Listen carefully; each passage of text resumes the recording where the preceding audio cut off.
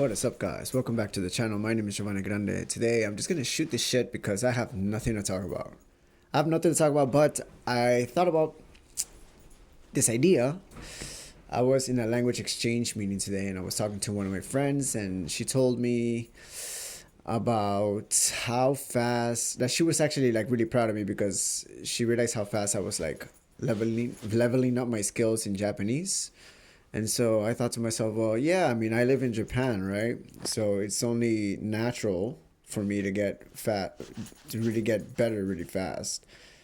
And, it's something that I maybe haven't talked about, but it's in terms of language immersion.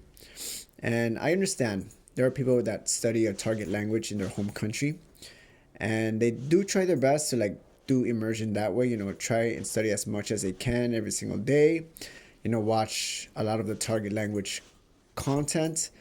But in hindsight, I feel like if you really want to level up in your language skills, you really have to move from your country to the country that you want, you know and I just don't recommend it because of the language learning, but also, like, if you're studying a language, right, you're studying every single day, you're really trying to give it your all, and that's respectable.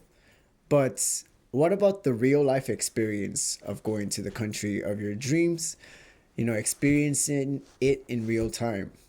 That itself is something that's like really magical, and it's something that you cannot get from just studying in your room every single day.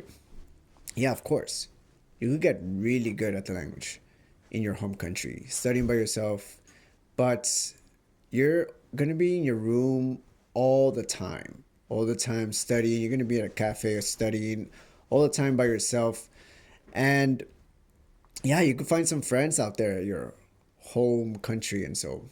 But what about the experience of living in a country of your dreams and actually just like experiencing the language and experiencing the troubles, all the fuck ups that you have to overcome eventually, and just actually experiencing the language in the actual country, which is the reason why I wanted to make this video. I think if you're learning a language, I highly, highly recommend for you to buy a ticket and just, you don't have to move, but you could, take a long extended trip to the country that you want to like be in, and like actually use the language that you've been studying along the way. Of course, study as much as you can alone. You have to study by yourself. But nonetheless, like really like go outside of your country and actually go to the country that you want to. So here's the other thing about being in the country of your target language. Like, I'm in Japan, right? So I'm studying. I study by myself a lot. I study by myself a lot. But I also go to the world around me and ask and like test my ability. You won't really get that as much if you're in your home country. So I go outside and I talk to many, many different types of people. They all have different ways of saying things. They all have different voices, different intonations. They have like differences, right? So the privilege of going to the country of your target language is that you get to have the experience of experiencing the language in many, many different types of forms.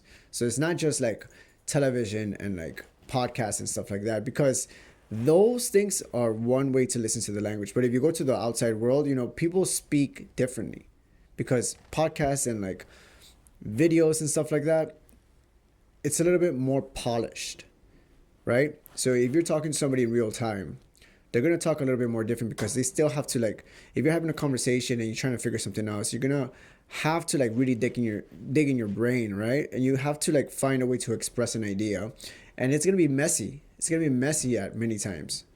So I think that's also part of like the real world experience. The way you experience the language in real time is to like have real conversations with different types of people. Of course, in your home country, you can find a community, right? But the community is going to be a little bit limited, right? And also, like, going to a new country, man, you get to experience so many different types of things. The culture is just like, it's going to hit you. You're going to face like cultural differences, perhaps.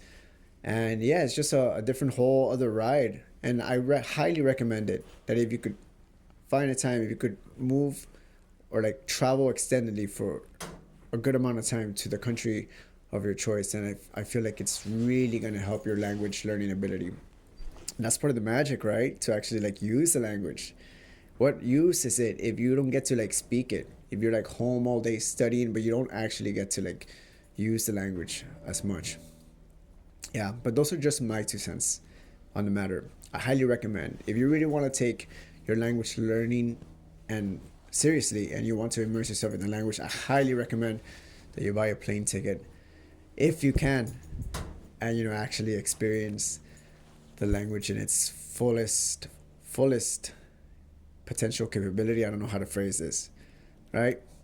All right, guys, I'm going to close off with that. I hope that you guys got some insight. I hope maybe I have inspired somebody to go outside and buy that plane ticket to like actually move to the country of their dreams. And I'll see you guys in the next one. Peace.